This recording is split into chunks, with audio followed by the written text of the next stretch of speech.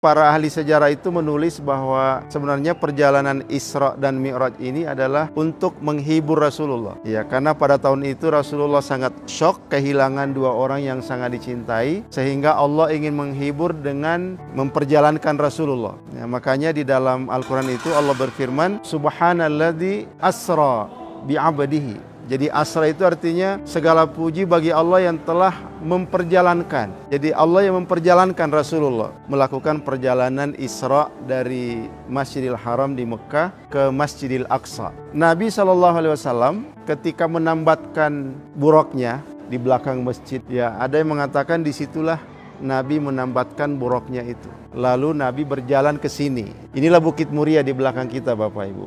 Bukit Muria inilah, disinilah Nabi memimpin sholat itu dengan mengimami 124.000 Nabi dan Rasul.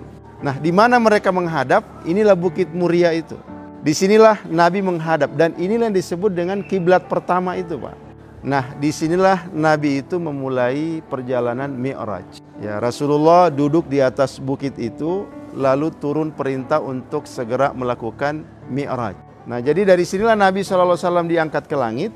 Lalu kemudian Nabi melewati 7 lapis langit itu dan bertemu para nabi-nabi yang memang ditugaskan oleh Allah menempati setiap langit itu. Kita tahu ada Nabi Adam di langit pertama, kemudian seterusnya ada Nabi Isa, ada Nabi Idris dan sebagainya. Di langit ke-6 ada Nabi Musa, di langit ke-7 ada Nabi Ibrahim alaihissalam, hingga akhirnya Nabi tiba di Sidratil Muntaha. Apa artinya Sidratil Muntaha? Batas terakhir. Batas terakhir malaikat Jibril itu menemani Rasulullah. Disinilah perpisahan Rasulullah dengan Jibril. Maka Rasulullah naik ke Baitul Ma'mur. Baitul Ma'mur, di mana di situ ada 70.000 malaikat yang mengelilingi Baitul Ma'mur tiap hari dan tidak pernah berulang tiap hari.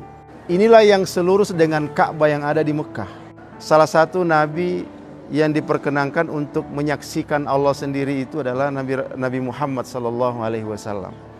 Apa yang Nabi dapat dari sana? Perintah sholat, Pak. Perintah sholat 50 waktu. Apakah Nabi langsung menawar? Tidak. Begitu Nabi mendapat perintah itu, Nabi turun membawa 50 itu, Pak. Melewati Nabi Ibrahim diam aja. Begitu sampai di langit ke-6, ada di situ Nabi Musa alaihissalam. Nabi Musa yang mencegat Nabi. Apa yang kamu dapat dari Tuhan? Dari Allah. Saya dapat perintah sholat 50 waktu. Apa kata Nabi Musa? Kembali minta keringanan. Demi Allah, umatmu tidak akan bakalan sanggup mengikuti perintah itu. Akhirnya Nabi kembali. Sampai akhirnya turun 30, 20, 10. Nabi naik terus sampai akhirnya turun menjadi 5. Sesungguhnya Muhammad, yang kamu bawa itu 5 waktu, itu pahalanya sama dengan 50 kali sholat itu. Nah, jadi walaupun Nabi akhirnya mendapat pengurangan kewajiban sholat 5 kali, tapi di sisi Allah itu dihitung 50 kali kita sholat.